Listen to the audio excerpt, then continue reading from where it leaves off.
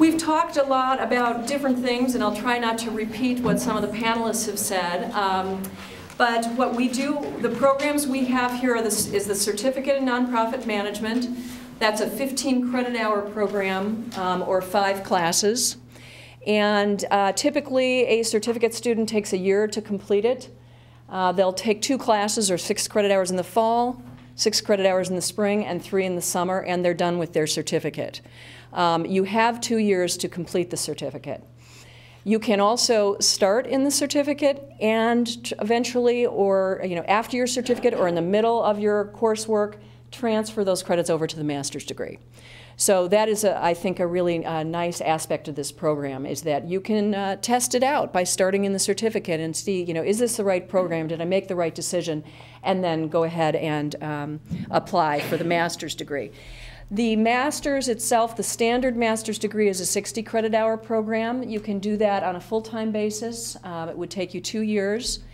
And you can do it on a part-time basis, which will take you 3.5 to 4 years to complete.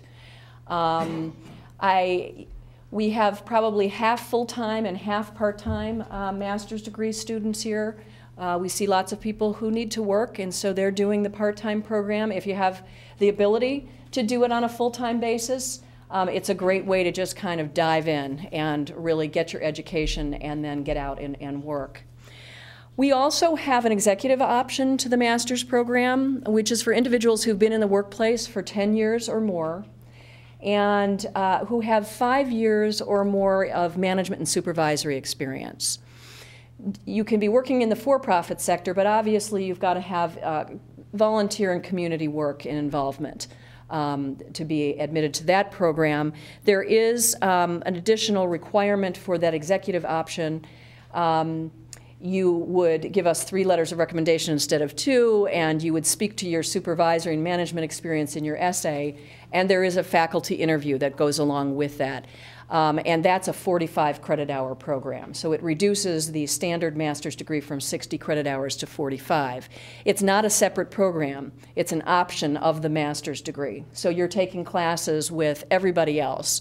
And that's the nice thing about this program, too, that at any given time, the individuals in your classroom, or in your classes, I should say, can be certificate students, they can be masters, they can be executive option students, they can be case employees. We have non-degree, people taking our classes non-degree, so there's a whole group of very different and diverse folks in our programs.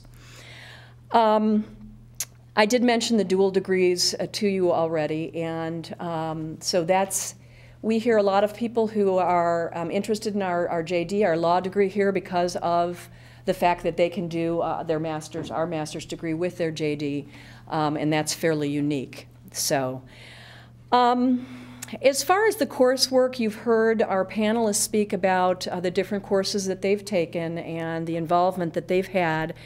But we really do offer a very comprehensive and breadth of coursework designed here to train leaders and managers in the nonprofit sector. So just about everything that you need is here in a class.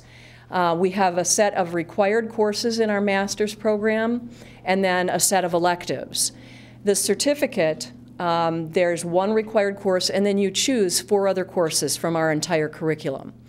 So the certificate is flexible that way. The master's degree, as I mentioned, there are required courses, but there are a lot of electives.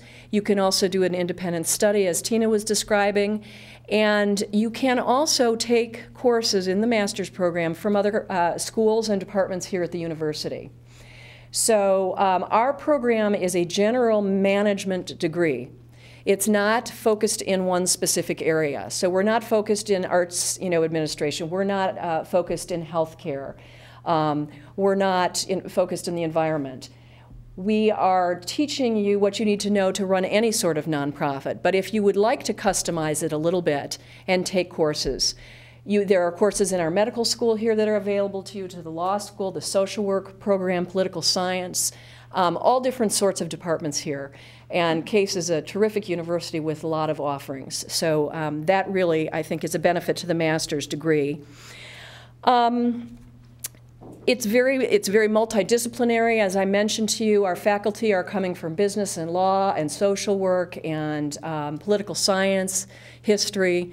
So you're getting the benefit of the viewpoints of professors from different disciplines. And in surveys that we've done of our alums, that was one of the strongest points for them about our program. I mentioned a little bit about, the certificate. The average age of the students tends to be a little bit older. But who does the certificate? The certificate are individuals who are, one, testing out the program, two, folks who already have a master's degree or advanced degree and don't want another one.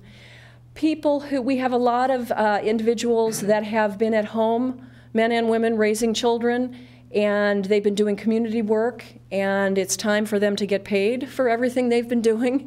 So they'll come back midlife and do our certificate, and then they'll go out and use their life experience and our education.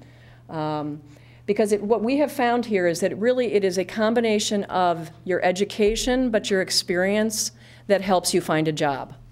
One without the other isn't as useful. So coming to the program but getting as much education as, or as much life experience as you can while you're in the program is very, very useful. As I mentioned earlier, you can begin here in any semester. So when you're ready, you can start. Right now, we are accepting applications for the summer and for the fall. We have what we call a spring semester. I wish it were spring, but it's really the winter and spring that we call spring. The deadline for the summer, if you're interested in starting, would be May 1st. The deadline for the fall is June 1st. There is one exception to that, and I'll talk to you about scholarship, but we have several full tuition scholarships that we offer, and the deadline, if you're interested in applying for one of those, is April 10th. Well, I'll go into more of the specifics about who would be qualified for those. You can submit your application at any point. You do not have to wait until it's entirely put together and you've done everything you need to do. You can start by submitting your application, following up with the rest of the materials. As you've heard the panel speaking about the times that our classes are offered, the majority of our classes are offered in the evening from 6 to 8 and gulp 8:15 to 10:15. We don't have quite as many of those because people get very tired at those hours, but we do have a couple. And then we have courses that are taught intensively. And as you heard, the courses that are taught intensively generally are going to be 5 full days over a semester, going from 9 to 5, perhaps on a Friday, Saturday, and Sunday one month, and then the next month on a Friday and Saturday, and you've completed a 3-credit course. Some people love those courses, some people can't sit for a whole day. So, it all depends on what you're comfortable with. The evening courses, what's nice is that for a 3-credit course, you're only going to be in the classroom 1 night a week for 2 hours. So if you're a part-time student and you're taking 2 classes, and you can get an 6 to 8 and an 8:15 to 10:15 class on the same night, you're here just 1 evening. So there's limited classroom time, 2 hours a week, but there's additional time obviously spent doing homework, working with projects and papers and other students. So.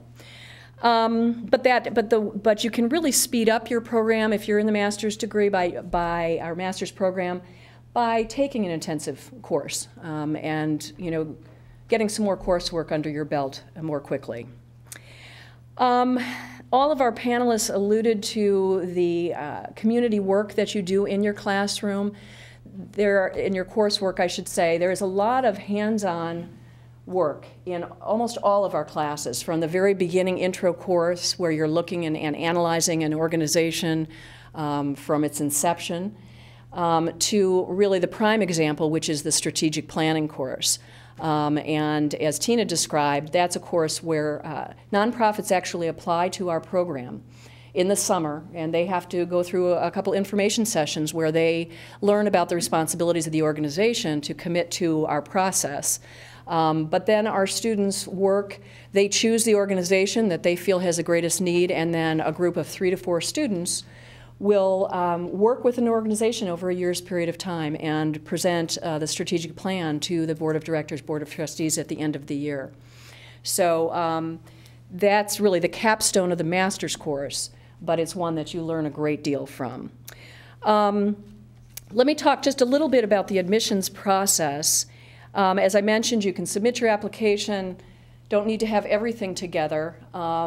If you're going to apply, please submit this, your application fee waiver with your application so that you don't have to pay that fee. And the certificate and the master's are very similar as far as the application process goes. The difference is the GMAT, the Graduate Management Admissions Test, which is required for the master's degree and the executive option of the master's degree, but not for the certificate. So the application process includes your application, a resume, an essay, 2 letters of recommendation, 3 for the executive option, your transcripts from any and all universities and institutions, colleges, universities, institutions that you've attended, and then for the master's, we do require the GMAT. The GMAT, after you take it, it takes about 10 days for the score to be received here at the university. So you need to factor that into the application deadline that you're looking at. A lot of our students come from liberal arts backgrounds. So when they hear that they have to take the GMAT, they all panic, and they all call and say, I can't do this. I haven't done math in many, many years. And what I would say to you is that it's only one piece of the process. We recommend that you do some studying, some taking of some practice exams, but not to worry too much about it. We have found that there are so many things that make up an individual, and your commitment and your passion for the nonprofit sector, your academic record, all of those things play into our admissions decisions. That's the application process. I recommend that if you can, to come in, if you're serious about applying, please come in, which I hope you all are, please come in and meet with me and talk with me, because I really like to get a good feel for who the person is that's applying, or call me on the phone, email me, what have you, but I like to learn about who you are and what you're doing and what you're looking to do. As far as financial aid is concerned, we do offer several full tuition scholarships. I believe that they're in your, descriptions are in your packet. If not, they are on the website. Those are limited to full-time master's degree students starting in the fall semester. So all of our other students are eligible for partial tuition scholarships. The full tuition scholarships are completely merit-based, so we don't look at financial need. But our partial tuition scholarships are based on academic merit as well as financial need. So we ask that you fill out the FAFSA form, the free application for federal student aid, that now that I have a son in college, I'm very, very familiar with. And you don't have to apply for federal loans, but when you fill out the FAFSA form, the government provides you with a student aid report, and they calculate an expected family contribution number, an EFC. And that's the number that we use kind of as a benchmark for financial need. So even if you decide to apply for the full tuition scholarships, please fill out the FAFSA form. In case you don't receive the scholarship, the merit-based scholarship, we would consider you for the partial tuition scholarships.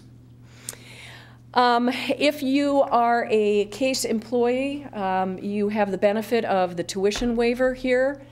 And if you're a full-time employee, that will cover 6 credit hours a semester and 3 in the summer. If you're a part-time employee, it's just cut in half. So that is a great benefit here at the university. You're working for a nonprofit. Take advantage of that. Yes? Excuse me. So this tuition waiver covers for certificate as well as master's? Thank you for bringing that up. The tuition waiver benefit does not cover the certificate program. And that's one of the regulations. But what you can do is you can take classes as a non-degree student. And the university's tuition waiver will cover non-degree classes. Same number as I mentioned, 6 each semester and 3 in the summer. So you know, if you have that interest, come talk to me and we can try to work something out. I would say that since I've been working at the Mandel Center, I have met the highest quality students. And I have not only worked at the Mandel Center in terms of admissions, Tina being one of them. And we have just exceptional students here. And that's one of the reasons that I love working at the Mandel Center, is because we do meet such interesting people. And they come from all walks of life, young, older, career changers, people who are retired, who've always wanted to work in the nonprofit sector but didn't think they could afford it, or, you know, had a family and needed to support the family and couldn't do what they really wanted to, and now they can. So it's really very exhilarating for me to be here with this group of students, because every year I see such terrific people, and I've seen great friendships emerge from the Mandel Center. And people, I'm on Facebook now, so I hear from everybody on Facebook, and it's really great.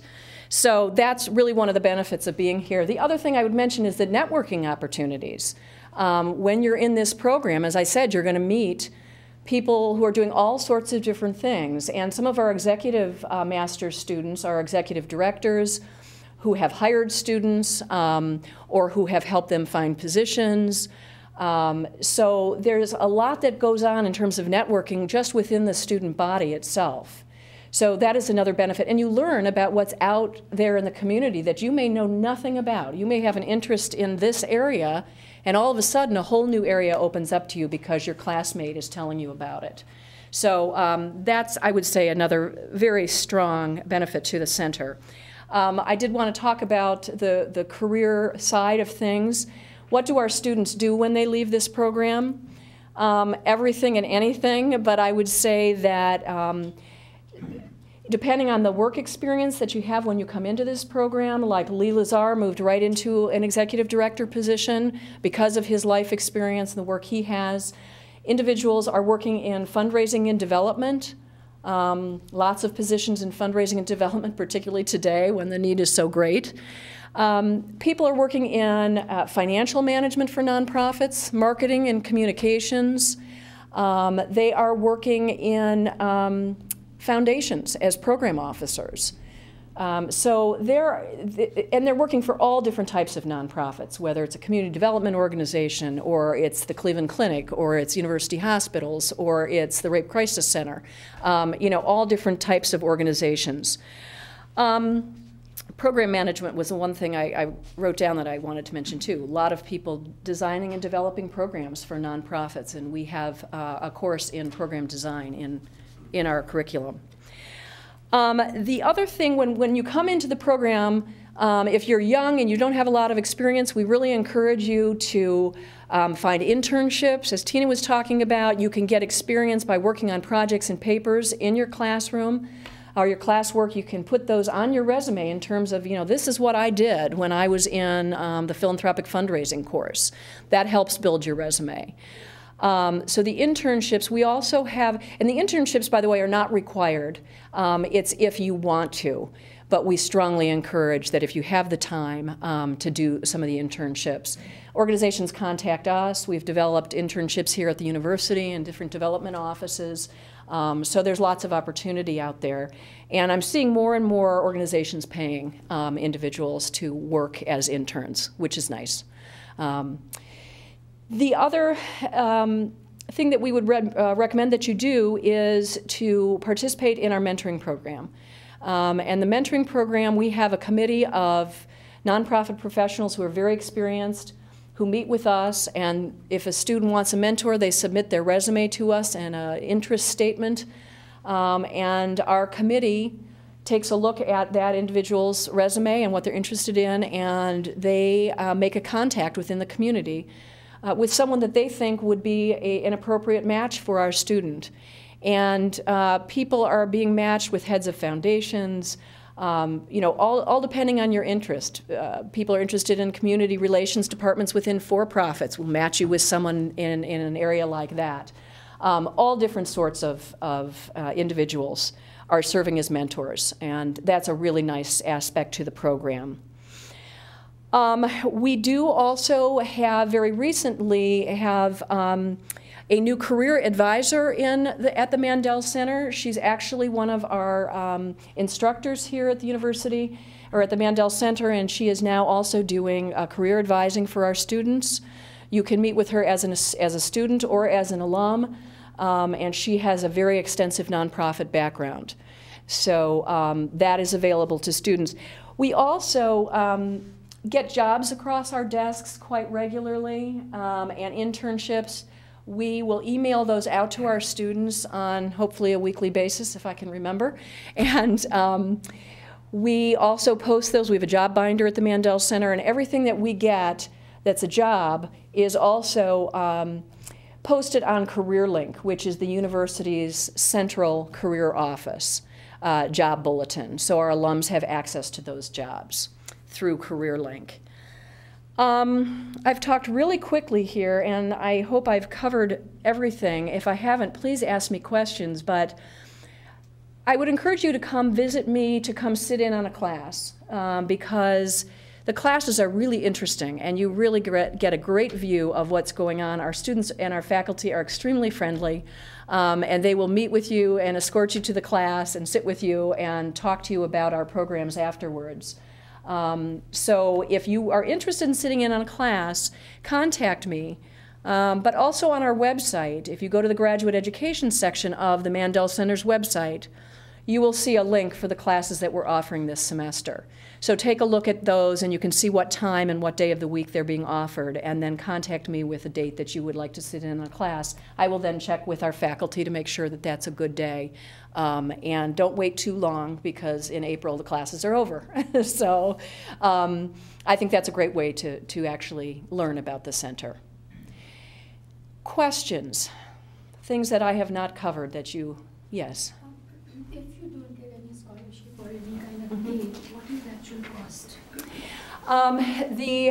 The full tuition, or the full-time rate at this year is $31,000 per year.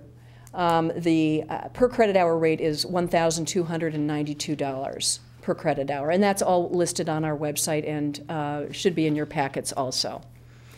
We try to assist as much as we possibly can with scholarship.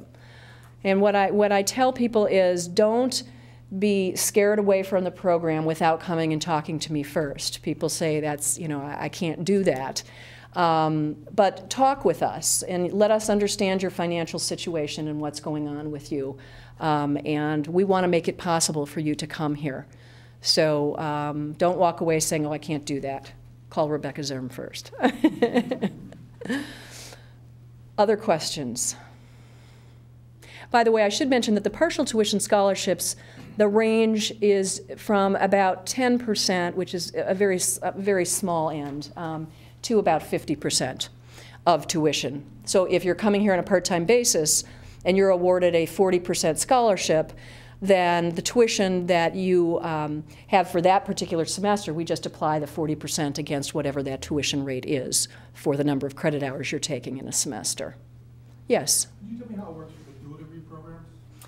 As far as tuition, like I got accepted into MSSA program. Yes. And so your tuition is MSAS's tuition. Okay. For the entire program. So do I pay an extra amount for additional credits, or how does No. that? Okay. Well, if you were to do the dual degree, okay, then it's going to take you, are you a 2-year full-time student at MSAS? It will take you 3 to 3.5 years to get the dual degree. So yes, you'll be incurring additional cost, but it will be at the Mandel School, social work school, at their tuition rate. Okay, so all my financial aid will come, I would be dealing with them, or would I You'll be dealing with them when you're a first-year MSAS student. You're going to be looking towards them for scholarship and financial aid. Your second year, you will probably be here at the Mandel Center, mostly taking our classes. We would then consider you for scholarship. We award you scholarship, and then when you're combining the classes at MSAS, you get financial aid from them. The classes here, you get financial aid from us. Okay. So it sounds more complicated than it really is. So, and our tuition rates are very, very similar. So. Other questions? Yes? Generally, how long does it take to get admissions decisions? Once you've submitted all of your materials, it's we can get you a decision very quickly. We are a small graduate program, so there's a lot of individual attention. We can work with you. Hopefully any email you send me will be answered within 24 hours. And so it's very, very quick once your materials are in. But that includes, if you're applying for the master's, that GMAT score, the official score. You get an unofficial score at the end of the GMAT that you can send to us if you want to, but we need that official score to make a final admissions decision. So the certificate, you don't need that score, and so once all the rest of the materials, there's an application checklist in your packet and on our website. Once those materials are in, then we make a decision very quickly.